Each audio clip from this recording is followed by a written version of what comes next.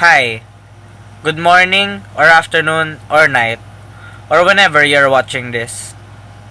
I am going to talk about God's first commandment, which is, Thou shalt not have other gods besides me. The commandment originally came from Exodus 20:3-4. I am the Lord thy God. Thou shalt not have strange gods before me. Or thou shalt not have strange gods before me. Thou shalt not make to thyself a graven thing, nor the likeness of anything that is in heaven above, or in the earth beneath, nor of those things that are in the waters under the earth. This commandment's message is God clearly stating that we should only worship God and God alone, and that we shouldn't prioritize anything more than God in this world. God is our creator and creator of this world that we live in. So we shouldn't worship anything or anybody and say that they are more powerful than God, for God is the only Almighty One in our lives. The next topic is, what is the first commandment about? Greetings. Many people ask us what the first commandment is all about. Well, the first commandment is mainly about God Himself. He wants us to offer Him the topmost worshiping that He deserves, like praying 5 to 10 minutes every day. When we worship God, we should have a strong faith, hope, and charity by adoring Him as He has given us everything that we have today. The second question that we get: what does faith oblige us to do? Faith obliges us, first, to make efforts to find out what God has revealed. Second, to believe firmly what God has revealed.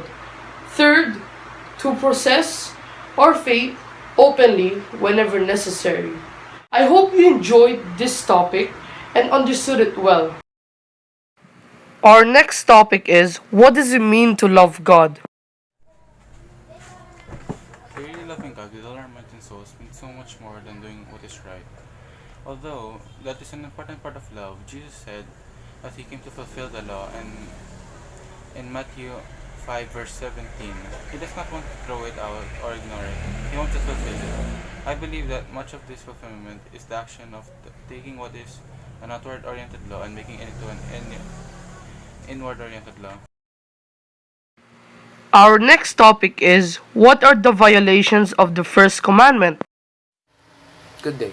The first commandment has its own set of violations and ways to obey it.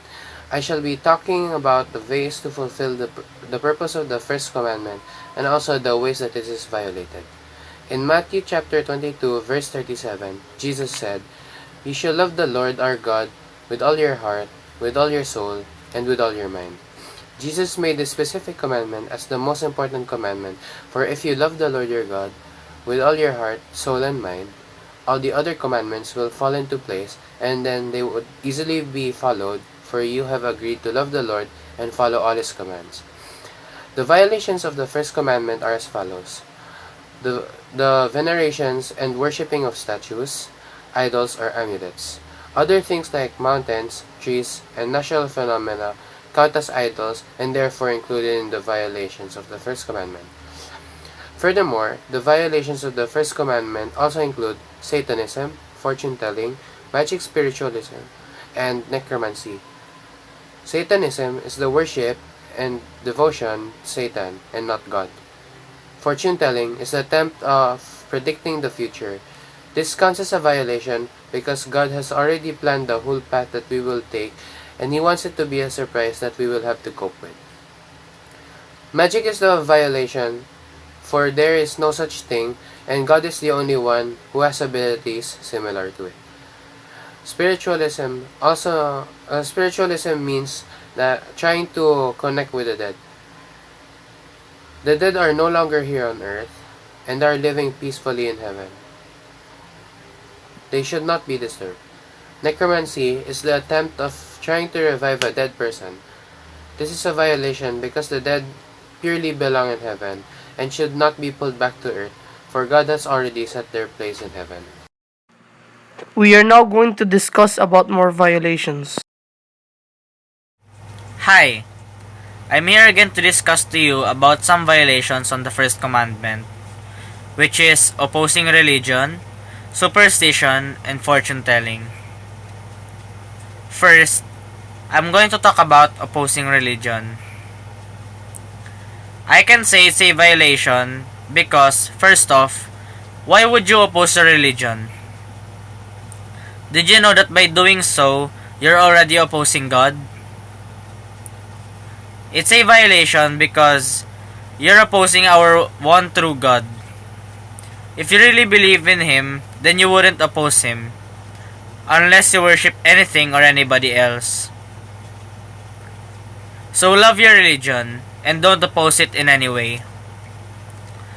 Second, superstitions.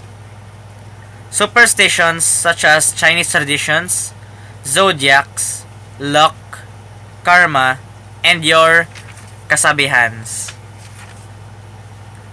Why is it a violation, you may ask? It's a violation because you're believing in something which isn't a part of your religion. Believe in God and have faith in Him.